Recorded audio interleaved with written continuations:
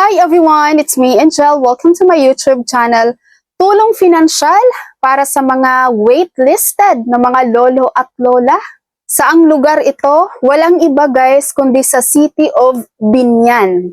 No, nag-anunsyo po sa kanilang lugar na magkakaroon po ng tulong pinansyal para sa kanilang mga waitlisted na lolo at lola.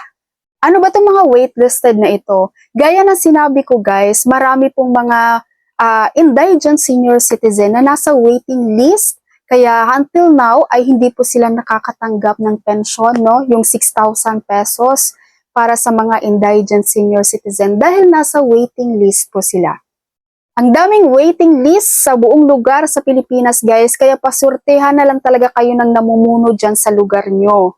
Kaya naman sa taga City of Biñan dyan, ayan, so panoorin nyo to guys. Tulong pinansyal para sa mga waitlisted non-pensioner. No, narito po ang listahan ng mga kasama po sa nakapagpatala sa waitlisted ng mga hindi tumatanggap ng pensyon mula sa National Social Pension ni lolo at lola sa lungsod ng Biñan. Ito yung link guys na nilagay nila sa kanilang anunsyo, pero kayo na po ang mag-double check, hindi po ako mag-a-announce ng mga names dito. Kayo na po ang mag-double check guys sa mga barangay nyo dyan kung nandun yung pangalan nyo sa waiting list. At ang mga requirements na kailangan nyo dito guys, mangyari po lamang na kung narito ang inyong mga pangalan, ay ihanda ang mga sumusunod na dokumento, no? Ang inyong OSCA ID, photocopy ng nasabing white senior citizen card, original barangay certification na nagpapatunay ng inyong paninirahan sa nasabing barangay, at nagsasaad ng pangangailangan ng food or financial assistance, no? Under Assistance of Individual in Crisis or AICS program ng DSWD. So basahin nyo na lang to guys, ang requirements. Masyadong mahaba, hindi ko na isa-isahin.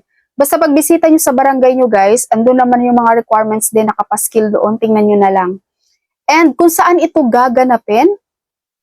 Ito po ay gaganapin sa July 3 to July 5. At ito naman guys yung mga barangay per date, no? And venue po. So sa July 3, Barangay San Francisco, Sorosoro, Canlay, Santo Domingo. Ayan, tapos ito naman guys yung venue. Tapos, ayan, so AM schedule, PM schedule. Tingnan nyo na lang guys ha. Tapos July 4, July 5. No, para sa mga waitlisted, tulong financial on July 3 to 5 po. I-check nyo po guys sa barangay nyo. Tingnan nyo guys yung number ng nasa master list, almost 500 sa lugar nila. Ang mga pasok po sa indigent senior citizen, kaso wala silang natanggap na 6,000 pesos dahil nasa waiting list po sila. Sa ibang lugar, mas marami pa silang waiting list compared dito sa Biñan. So sana doon sa lahat ng lugar, no, ang kanilang mayor ay magkaroon din ng initiative to give financial assistance para doon sa mga nasa waiting list din na senior citizen. Para naman kahit papano, di ba, maibsan din yung, alam mo yung sama ng loob, tsaka malaking tulong din yun sa kanila kahit maliit na bagay.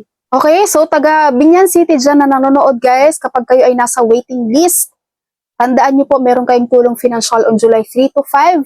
So i-double check nyo po sa inyong barangay. That's all for my video for today. Thank you so much for watching everyone. God bless you all.